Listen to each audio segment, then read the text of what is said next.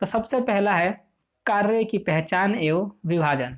ठीक है, संगठन प्रक्रिया के प्रथम चरण में कार्यों की पहचान करके उनका विभाजन किया जाता है। ठीक है, सबसे पहले क्या किया जाता है कि कार्यों को विभाजन किया जाता है, कार्यों को बांटा जाता है, उनको पहचाना जाता है और उनके अनुसार कर्मचारियों को बांट दिया जाता है, कर्मचारियों को दे दिया जाता है। ठीक है, दूसरा है विभागीयकरण।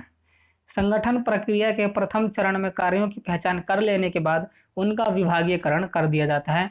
इनमें एक समान क्रियाओं का समूह बनाकर एक विशेष विभाग को सौंप दिया जाता है।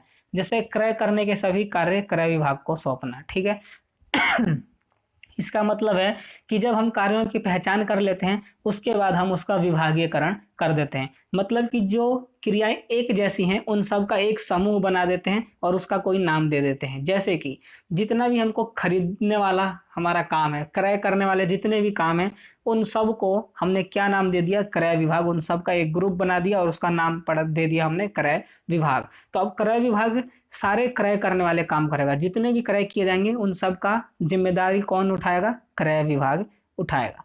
ठीक है, तो ऐसे ही करके सभी का विभाग अलग अलग स्थापित कर दिया जाता है। ठीक है, अगला है काम सौंपना।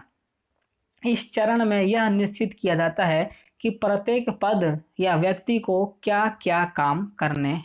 ठीक है, यहाँ पर यह निश्चित कर दिया जाता है कि प्रत्येक पद और व्यक्ति इनको क्या क्या काम करने हैं। जैसे कि जो क्रय विभाग में क्रय प्रबंधक है, ये क्या करेगा, क्रय का उत्तरदायित्व सौंपेगा। ठीक है, जैसे क्रय प्रबंधक है, इसको क्रय करने का उत्तरदायित्व सौंप दिया, तो अब क्रय प्रबंधक होगा जो वो केवल क्रय करेगा। ठीक है, उसका और बाकी के कामों से कुछ लेना देना नहीं है, वो क्या करेगा, सिर्फ क्रय करेगा। तो यहाँ पर क्या किया जाता है, कार्य निश्चित कर दिए जाते हैं कि कौन क्या काम करेगा। ठीक है, उसके बाद अंतिम है सूचना प्रेषित करने के लिए संबंध स्थापित करना।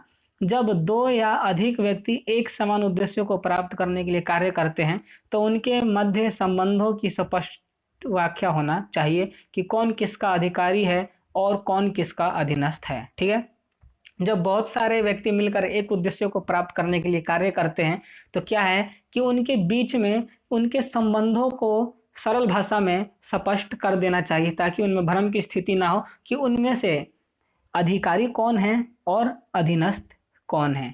ठीक है, तो यहाँ पर यह निश्चित कर दिया जाता है कि कौन अधीनस्थ है और कौन अधिकारी है। ठीक है, तो ये हमने यहाँ पर आपकी जो सबसे इम्पोर्टेंट थी क्या थी, संगठन प्रक्रिया, जो कि हमने यहाँ पर पढ़ लिया, आपको मैंने समझा दिया। इससे संबंधित अगर कोई आपको कन्फ्यूजन हो, कोई दिक्कत हो तो कमेंट करके बताइए, मैं उसका रिप्लाई आपको दे दूंगा।